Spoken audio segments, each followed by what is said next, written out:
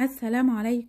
اهلا وسهلا بكم بفيديو جديد ووصفة جديدة على قناتي افنان ايمن.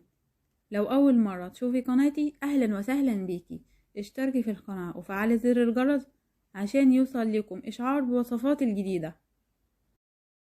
وصفتنا النهاردة الرز بالشعرية، وهقول لكم ازاي يطلع معاكي مفلفل وبيلمع ومن غير ما يعجن، والمقادير المظبوطة بالظبط للرز.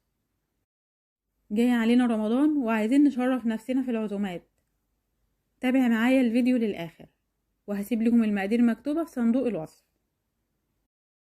في حلة على النار هضيف ربع كوباية زيت، ولما يسخن الزيت هنزل بكوباية شعرية. هقلب الشعرية لحد ما تاخد لون ذهبي، أو اللون اللي بعد الذهبي بشوية صغيرين زي ما هنشوف في الفيديو دلوقتي، لأن الشعرية لما بتستوي لونها بيفتح عن الأول. أول ما تضيف الشعرية تستمري في التقليب لحد ما تاخدي اللون اللي انت عايزاه، عشان ما يبقاش فيه حباية وحباية. حباية الشعرية اللي انا بشيلها دي كنت بختبر بيها الزيت، لان مش بنزل بالشعرية غير لما اتأكد ان الزيت سخن كفاية، لان الزيت لو طري وضفت الشعرية هيدي طعم مش حلو للرز.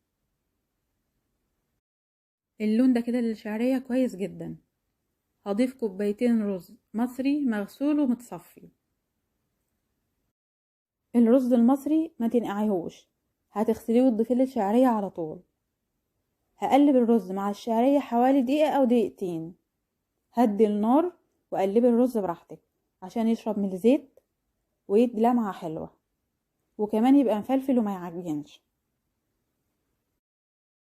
واضيف الملح، انا ضفت معلقة صغيرة، اظبط الملح بطريقتك. وهضيف رشة صغيرة فلفل اسود. الفلفل الاسود بيخلي الرز طعمه جميل جدا، وبتبقى رشة صغيرة جدا مش هتبان في الرز، ما تقلقيش منها. انا ما ضفتش في البداية سمنة، لان السمنة مش هتديني اللون اللي انا عايزاه للشعرية. السمنة بتكون هادية عكس الزيت بيكون حامي.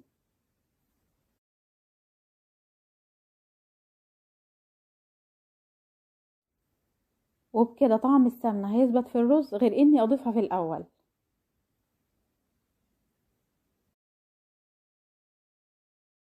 وارجع تاني اقلب الرز مع الشعرية والسمنة.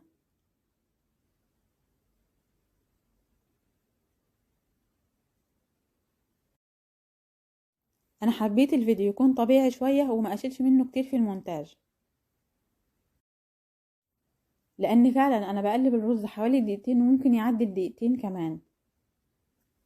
اهم حاجة تكون النار هادية عشان الرز ما يتلسعش منك.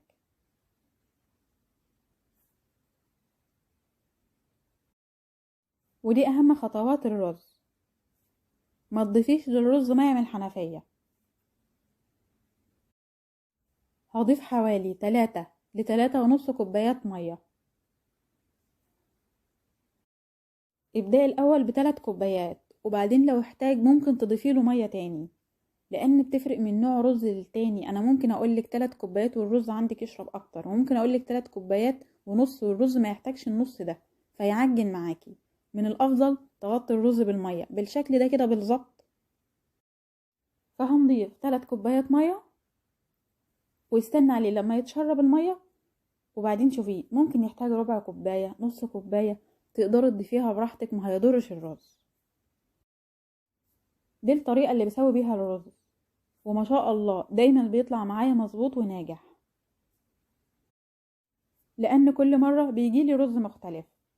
هسيب الرز على درجة حرارة وسط حوالي 10 دقايق لحد ما يتشرب المية.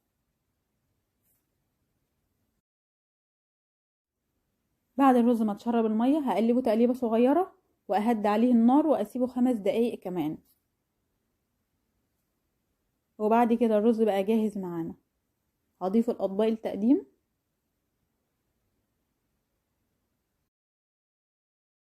الرز بيلمع ومفلفل، حاجة ما شاء الله تتقدم للملوك. تقدري تقدميها على سفرتك في عزوماتك وانت مطمنة. الرز وجبة أساسية في كل الأكلات، فلو الرز مش مظبوط أي وجبة جنبه مش هتتاكل. وبكده نكون وصلنا لنهاية فيديو النهاردة.